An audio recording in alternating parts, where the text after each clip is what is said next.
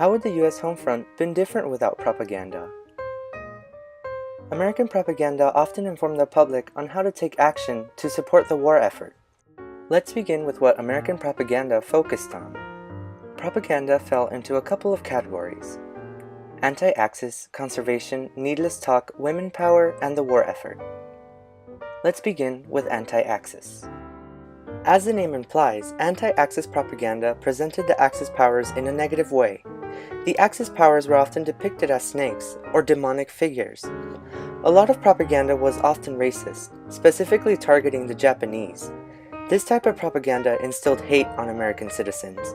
Without that hate, Americans would not have had the drive to defeat the Axis powers.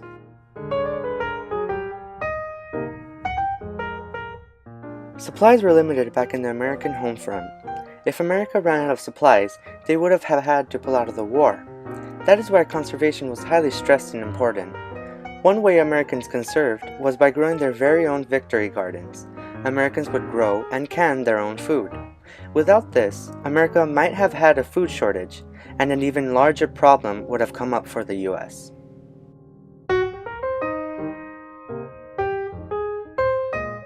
Needless talk propaganda informed American citizens not to talk to other people about the war. America was full of enemy spies. If citizens talked about the war, they might have given out important battle tactics, like locations of ships or aircraft. If Americans were not told about this, the Axis powers might have gained even more valuable information that could have led to an Allied loss. With many American men off fighting in the war, women were urged to take the jobs that they left behind. Between the years 1941 and 1943, women employment rose 15%, which was unheard of at the times. Without the involvement of women in the war, the whole balance would have collapsed, leaving America with no production of goods, and the war effort a failure. All of this propaganda was really geared towards American citizens to supporting the war. Propaganda of this time was directed to men, women, and also children, which really helped have total support to win the war. Without this spirit and craving to win, the Allies might have lost World War II without American support, leaving the world in Nazi hands. A little known fact about American propaganda was that Walt Disney actually did make some propaganda during World War II.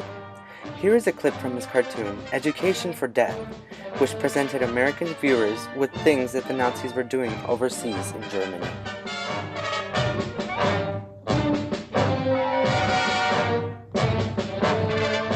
Listen to the fanatic cry.